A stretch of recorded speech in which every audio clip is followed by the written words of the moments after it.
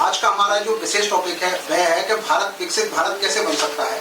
इसके लिए हम आपको 4-5 टिप देते हैं जिनके द्वारा भारत 2-3 साल में ही विकसित राष्ट्र बन सकता है।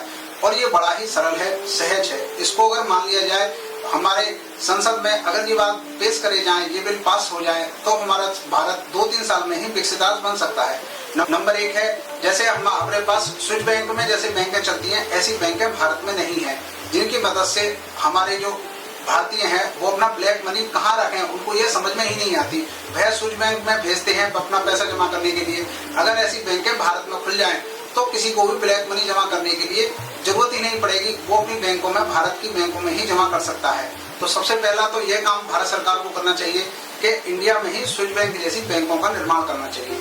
दूसरा काम क्या है कि नेताओं को ये प्रोत्साहन देना चाहिए कि आप अपना पैसा भारत में ही इन्वेस्ट करो। कोई भी नेता अपना पैसा कमाते तो बहुत हैं, उद्योगपति बहुत पैसा कमाते हैं और नेता बहुत पैसा कमाते हैं, लेकिन अपना पैसा भारत में नहीं लगा पाते। उसका कारण यह है कि उनको कोई भी बिजनेस करना अलाउ नहीं है। नेताओं को बिजनेस करना अलाउ होना चाहिए कि वो अपने पेट्रोल पंप खोल सकें, अपने और गेस्ट हाउस खोल सकें, स्कूल खोल सकें, हॉस्पिटल खोल सकें। इसके लिए प्रोत्साहन नेताओं को देना चाहिए कि वह अपनी कमाई के एक धन को इस तरफ लगा सकें जिससे देश का विकास हो। क्योंकि हमारे नेता क्या करते हैं कि पैसा तो उनके पास बहुत होता है, अनाप शनाप होता है, इधर उधर से पैसा आता है, दान के रूप में, सेवा कार्य के रूप में और अनेक जगह से आता है। ब्लैक मनी आता है, व्हाइट मनी आता है, सारे मनी आते हैं, लेकिन वो खर्च कहाँ करें इसका उनके पास में कोई विकल्प नहीं होता, सिवाय एक के वो स्विस बैंक में जाके जमा कर दें। दूसरा विकल्प आपको देना चाहिए कि वह यहाँ भारत में एक बिजनेसमैन है। आज सारे नेता बिजनेसमैन हैं, कोई भी नेता नेतृत्व नहीं कर रहा। आज हमारे देश को नेतृत्व की जरूरत ही नहीं है, बिजनेस की जरूरत है। व्यापार के द्वारा ही आप अपने देश को विकसित राष्ट्र बना सकते हैं। इसके अलावा और कोई दूसरा तरीका आपके पास नहीं है।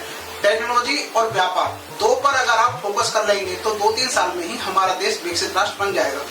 तीसरा पॉइंट वो है कि आप अपने देश में नए नए इनोवेशन पर पैसा लगाएं। नए नए इनोवेशन पर, नई नई खोजों पर हमारे देश में पैसा नहीं लगाया जाता। आप कितना भी बढ़िया विचार लेके चले जाओ सरकार के पास में, लेकिन उस पर पैसा खर्च करने वाला कोई भी व्यक्ति नहीं है। सरकार उसको ना तो पैसा खर्च करती है, ना उस पर विश्वास करती है, ना उस पर ट्राई लेती है। ये सब एक डब्बे में बंद रह जाता है। हमारे बहुत से वैज्ञानिकों को विदेश में जाना पड़ रहा है। आज आप देखिए, इसरो से वैज्ञानिक छोड़ के जा रहे हैं इंडिया को। कारण क्या है कि उनकी सोच पर पैसा लगाने वाले नहीं है, उनको सही पैसा मिल नहीं रहा है, इसलिए वह देश को छोड़ के भाग रहे हैं। प्रतिभा ही अगर हमारे विदेशों में चली जाएगी तो हमारा देश विकसित राष्ट्र कैसे बनेगा? ये सबसे बड़ा क्वेश्चन है कि अपनी प्रतिभा को हम यहाँ रोक पाएं। और वो रोक कब पाएंगे? जब हमारे देश के पास पैसा होगा। ब्लैक मनी और व्हाइट मनी के चक्कर में ही हमारे भारतीय लोग फंसे हुए रहते हैं। सबसे पहले सरकार को करना क्या चाहिए कि इनकम टैक्स खत्म कर देना चाहिए। इनकम टैक्स किसी पर भी नहीं लगना चाहिए। ब्लैक मनी व्हाइट मनी का मतलब ही खत्म हो जाए कि आपकी ब्लैक मनी कौन सी है कि व्हाइट मनी कौन सी है। सारी मनी ऐसी होनी चाहिए कि जिसको आप यूटिलाइज कर सको, यूज कर सको और हर बंदा अपनी स्वेच्छा से, इच्छा से कहीं भी ट्रांसफर कर सके और उस पैसा को खर्च कर सके। अगर ये व्यवस्था हमारे इस भारत में लागू कर दी जाए तो सारी आप देखिए कि विकसित राष्ट्र बनने में 2-3 साल लगेंगे। हमारे पास प्रतिभा की कमी नहीं है, पैसे की कमी नहीं है। इंडियन के पास पैसे की कमी नहीं है, लेकिन उनके पास ब्लैक मनी के रूप में ज्यादा होता है, व्हाइट मनी के रूप में नहीं होता, जिसको वो यूज ही नहीं कर पाते और वो बैंकों में, अदर बैंकों में सड़ जाता है पैसा, उसका उपयोग ही नहीं होता जीवन में। इसलिए हम सभी को यह करना चाहिए। संविधान में, ये संसद में ये बात उठनी चाहिए कि एक ऐसी व्यवस्था बनाई जाए जिससे ब्लैक मनी और व्हाइट मनी का चक्कर ही खत्म हो जाए। प्रत्येक नेता को यह पावर होनी चाहिए कि वह भारत में अनेक उद्योग खोल सके, अनेक चीजें खोल सके। आज नेताओं के नाम पे ना पेट्रोल पंप है, ना स्कूल है, ना कॉलेज है, ना हॉस्पिटल है। एक भी नेता का हॉस्पिटल नहीं है, एक भी नेता का विद्यालय नहीं है पूरी इंडिया के अंदर। ये बड़ी शर्म की बात है, जबकि हर नेता के पास में अरबों रुपए हैं, करोड़ों रुपए हैं। उनके पास आप बैलेंस शीट देखिए, वो करोड़ों रुपए दिखाते हैं, लेकिन अपनी अर्निंग इस जगह से नहीं दिखाते। मार्केट में उनके पास दुकान होनी चाहिए, मार्केट में और सारी व्यवस्था होनी चाहिए, एग्रीकल्चर में पैसा नेताओं का इन्वेस्ट होना चाहिए। अनेक हमारे पास सेक्टर हैं जिनमें नेताओं का पैसा इस्तेमाल किया जा सकता है, लेकिन हमारे पास में होता क्या है कि कोई भी व्यवस्था ही नहीं है। सरकार की तरफ से ऐसी कोई व्यवस्था नहीं है कि नेता अपना उद्यम कर सके। ये संविधान में लागू होना चाहिए कि हर नेता को परमिशन दी जाए कि वह ज्यादा से ज्यादा उद्यम करे और देश में अर्निंग पैदा करे और इनकम टैक्स ना दे। इनकम टैक्स की हमें जरूरत नहीं है, लेकिन इनकम टैक्स के चक्कर में होता क्या है, आदमी अपने पैसे खर्च नहीं कर पाता। इसलिए हमारा देश पिछड़ा हुआ देश है, क्योंकि हमारे यहाँ की ना तो प्रतिभा यूज हो पा रही है, ना पैसा यूज हो पा रहा है, ना ही हमारे पास ऐसे लोग हैं जो इसको एक सरल भाषा में कन्वर्ट कर सकें कि आप अपने देश को विकसित बना सकते हैं।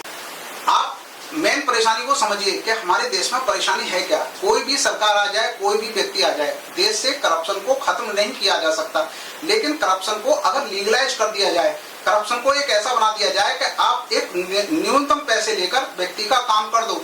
पैसे लेने के बाद अगर काम ना करे तो आप भी दोषी है, लेकिन पैसे लेकर वो काम कर दे तो भी गनीमत है और भारत का बहुत भला होगा, बहुत सुविधा मिल जाएगी सभी इंडियन को।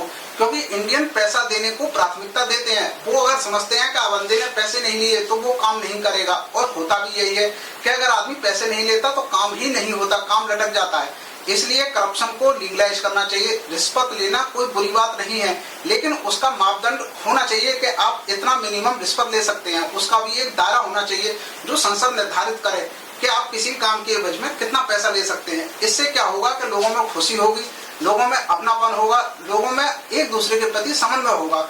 और सबसे बड़ी बात है, एक काम और होना चाहिए कि हमारे यहाँ जो ड्यूटी है, जो काम किया जाता है वो 8 घंटे किया जाता है, इसे घटाकर 6 घंटे कर दिया जाए। 6 घंटे करने से होगा क्या, 2 शिफ्ट चल जाएंगी, 6-6 घंटे की 2 शिफ्ट चल जाएंगी। नौकरियां फटाफट जनरेट होंगी, इतनी नौकरियां जनरेट होंगी कि सारे लोगों को नौकरियां मिल जाएंगी। सरकारी नौकरी में ही आप 8 घंटे की ड्यूटी हटाकर 6 घंटे की ड्यूटी कर दो, उससे फायदा सबसे बड़ा देश को होगा कि नौकरियां बढ़ जाएंगी। और सैलरी में थोड़ा थोड़ा आप कटौती कर दो, और करप्शन तो चालू रहेगा। करप्शन को कोई भी बंद नहीं कर सकता, क्योंकि ये तो एक देश भावना है, देश प्रेम है। करप्शन को कोई भी व्यक्ति न आज तक न खत्म कर पाया है, न कर पाएगा। लेकिन इसको आप अगर लीगलाइज कर देंगे तो इससे देश का भला होगा और 2 साल में देश विकसित राष्ट्र बन जाएगा। ये इतना बड़ा फंडा है, इसके ऊपर अगर काम हो जाए तो देश को सबसे बड़ी। और 5वां पॉइंट कि हमारे यहाँ जो भी धर्म के लोग हैं, धर्म का हमारी सरकार से कोई लेन देन नहीं है, जबकि धर्म का सरकार से लेन देन होना चाहिए। आप देखिए कि धर्म के मार्ग में जितने भी मंदिर हैं, मस्जिद हैं और गुरुद्वारे हैं, इनमें लाखों रुपए आते हैं, करोड़ों रुपए आते हैं, लेकिन उनका उपयोग सरकार ना तो सरकार कर पाती है, ना जनहित लोगों की सेवा के लिए हो पाता है। इसका एक सही प्रयोजन होना चाहिए कि जिससे उस पैसे का यूटिलाइज किया जा सके और गरीब जनता को उसका सीधा लाभ पहुंच सके। क्योंकि भगवान कहाँ है, वो पैसा सारा भगवान का है, और भगवान प्रत्येक आदमी के अंदर निवास करते हैं, तो वह प्रत्येक आदमी का पैसा होगा, ना कि किसी ट्रस्ट का, ना किसी मंदिर का। इस पर एक गौर होना चाहिए, संसद में बहस होनी चाहिए कि उस पैसे को सही तरह से यूटिलाइज किया जाए। वरना मंदिरों में क्या होता है कि पैसे ज्यादातर चोरी कर लिए जाते हैं, हड़प लिए जाते हैं और दूसरे अनेक कार्यों में बेकार की चीजों में खर्च कर दिए जाते हैं। उस पैसे का इस्तेमाल नहीं होता। देश सेवा में उसका पैसे का इस्तेमाल अगर होना शुरू हो जाए तो हमारा देश विकसित राष्ट्र बन जाएगा। राधे राधे, जय श्री राधे, जय श्री।